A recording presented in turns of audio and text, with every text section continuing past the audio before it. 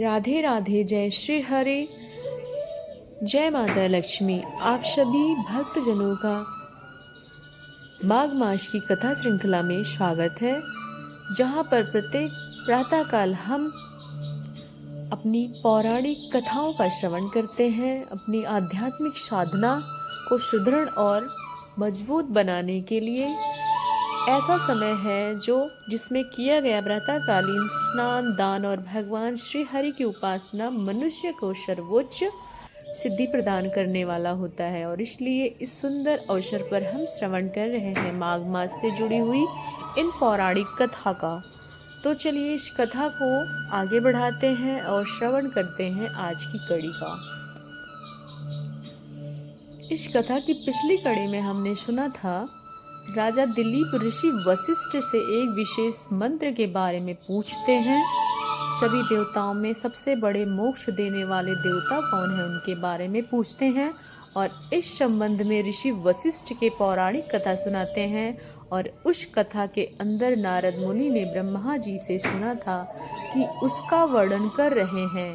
ब्रह्मा जी भगवान विष्णु से वार्तालाप कर रहे हैं और उसमें भगवान विष्णु कहते हैं, हे ब्रह्मा जी, मेरी आराधना करना, मुझ में समस्त कर्मों का अर्पण करना, अन्य भाव से मेरी शरीर में आना, मुझे सभी कर्मों का फल अत्यंत विश्वास पूर्वक समर्पित कर देना, मेरे सिवा और किसी साधन पर भरोसा न रखना और अपने लिए किसी वस्तु का संग्रह न करना, यह सारे शरणागत भक्त के नियम। इस गुणों से युक्त पुरुष उत्तम मंत्र का उपदेश देना चाहिए। इस मंत्र में सर्वव्यापी सनातन नारायण की ही ऋषि हूँ, लक्ष्मी के साथ ही इसका देवता भी हूँ, अर्थात वात्सल्य रस से समुद्र, संपूर्ण लोकों के ईश्वर, श्रीमान, सुशील, सुभग, सर्वज्ञ, सर्वशक्तिमान, निरंतर पूर्ण, काम, सर्वव्यापक, सबके बंधु और कृपामयी, सुधा के सागर लक्ष्मी सहित नारायण ही इस मंत्र का देवता हूँ। इसलिए मेरी अनुगामिनी लक्ष्मी देवी के साथ मुझ पर विश्वरूपी भगवान का ध्यान करना चाहिए।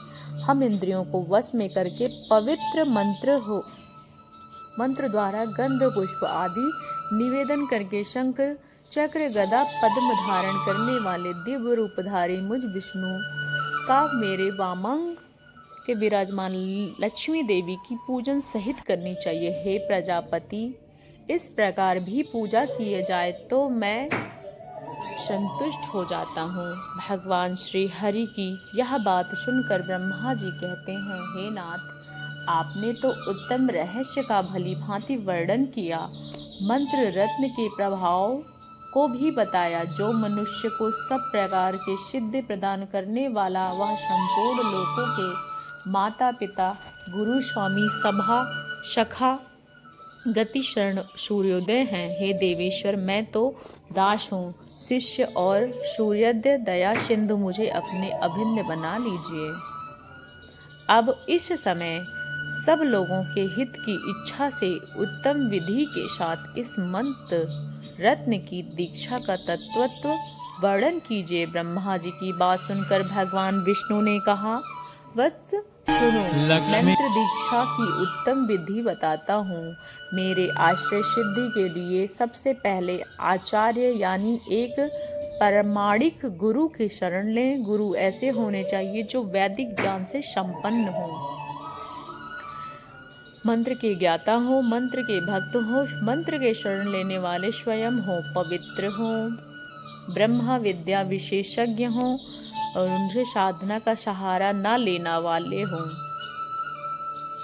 ब्राह्मण, वितरांग, क्रोध और लोभ से शून्य, सदाचार ही शिक्षा देने वाले, समुच को पार्थनवेता हो। इस गुणों से युक्त पुरुष ही पुरुष आचार्य कहा गया है। जो अपने आचरण द्वारा शिक्षा दे, उसी नामाचार्य को आचार्य के अधीन उनके अनुशासन में मन लगाएं और आज्ञा पालन स्थिर रचित होकर उसे साधु पुरुषों शिष्य कहा। ऐसा लक्षण से युक्त सर्वगुण संपन्न शिष्य को विधि पूर्वक उत्तम मंत्र रत्न का उपदेश करें।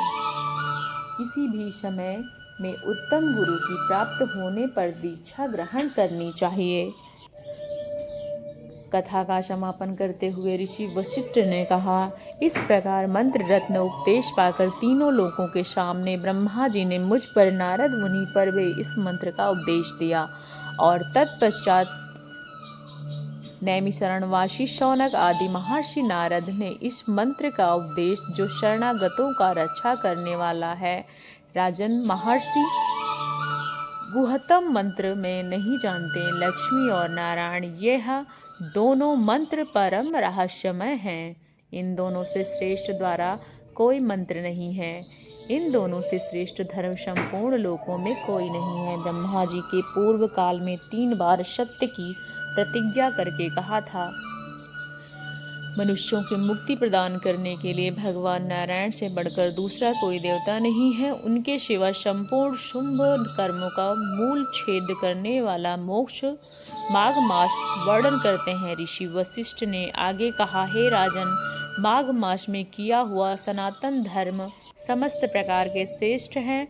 निश्चय ही स्नान करने वाले मुक्ति प्रदान करता है। उससे पापों को नष्ट हो जाते हैं, चाहे वह कैसे भी पाप से लिप्त ना हो। जिस प्रकार एक छोटी सी चिरागी काष्ठ का बड़ा ढेर नष्ट हो जाता है, वैसे ही माघ में स्नान करने से संपूर्ण पापों का नाश होता है। मन, कर्म, वचन द्वारा किए हुए सभी पाप नष्ट हो जाते हैं।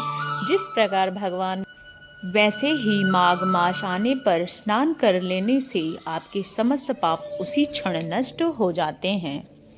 गंधर्व कन्याओं को एक समय श्राप मिला हुआ था और तब दया के वश में लोभमस ऋषि ने उसके माघ मास महात्मन का कथा सुनाया था। उनका उद्धार हो गया। ऋषि वशिष्ठ के मुख से यह बात सुनकर पूछा, मुनिवर, उस गंधर्व कन्याओं को किस कारण श्राप मिला था? वह कौन थी? कृपया उनका विस्तार इतिहास सुनाइए।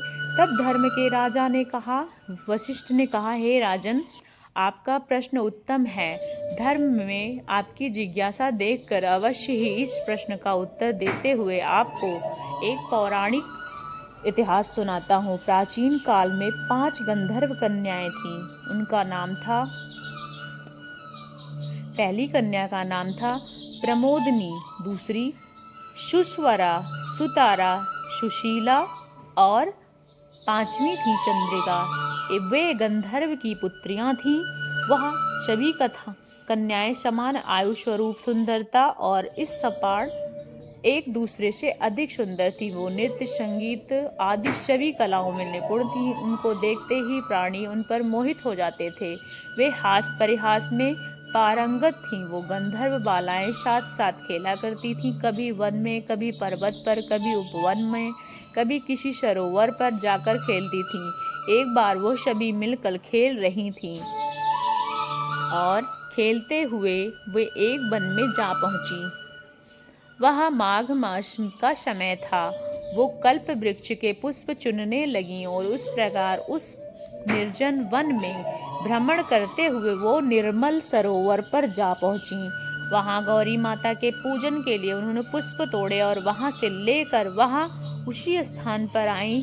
जल सरोवर के उस शीतल जल में उन्होंने स्नान किया और फिर देवी पार्वती की प्रतिमा बनाकर उनका पूजन किया और फिर उस प्रतिमा के आगे नृत्य और गायन करने लगी। उसी सरोवर से थोड़ी दूरी पर ऋषि वेदनिधि का आश्रम था। संयोग से उसी समय उनका पुत्र अग्निमय उनके सरोवर में स्नान करने के लिए गया। अग्निमय ब्रह्मचारी था, परम सुंदर और पुष्ट था। उसको आता देखकर गंधर्व कन्याएं सोच में पड़ गईं। उसके मनोहर सुंदर स्वरूप को देखकर कामदेव समझने लगीं। वो 5 की 5 गंधर्व कन्याएं उस ऋषि पुत्र पर मोहित हो गईं और अपने मन में विचार करने लगीं कि निश्चय ही ब्रह्मा जी के इस मनोहर स्वरूप कुमार को इन्हीं के लिए रचा है। देवी पार्वती अवश्य उनसे प्रसन्न होंगी। तब उन्होंने इस कुमार को कहा, उनके पास भेजा। वो आपस में बातें करने लगे कि मैंने इससे भरा है, इन कुमारियों और अज्ञानी वो ऋषि कुमार सरोवर में स्नान करने के बाद अपनी पूजा वंदना में लग गए। जब समस्त क्रियाएं से निवृत्त हुए तो कानों में गंधर्व कन्याओं की बातें सुनाई दी। वह मन ही मन विचार करने लगा कि आज महान अनर्थ हो गया, जो कभी नहीं हुआ वह हुआ। स्त्री की माया बड़ी विचित्र होती है, वह देवताओं तक को भी मोहित कर देती हैं और धर्म से डिगा देती हैं। इस प्रकार सोच विचार करते हुए ऋषि कुमार ने उन सुंदरियों को अपनी रक्षा करने के लिए अपने आप को अंतर्ध्यान कर लिया और वह कन्याएं उन्हें विचरण करने लगी, ढूंढने लगी, और जब बहुत अधिक समय हो गया नहीं पाई तो वह कन्याएं रोती बिलखती अपने अपने घर को गईं। और माता ने उनके चेहरे पर निषाद देखकर पूछा कि ये क्या हुआ, और वह जानेंगे हम माघ मास की अगली कड़ी में।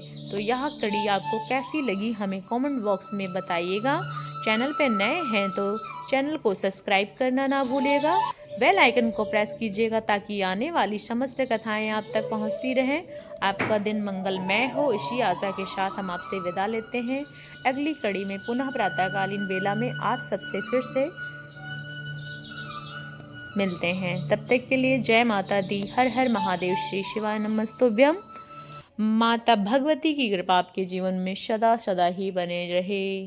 कृष्णाय वासुदेवाय हरे परमात्मने प्रणता क्लेशनाथाय गोविंदाय नमो नमः। ओम नमो भगवते वासुदेवाय। श्री कृष्ण गोविंद हरे मुरारे, हे नाथ नारायण वासुदेवा। कृष्णाय वासुदेवाय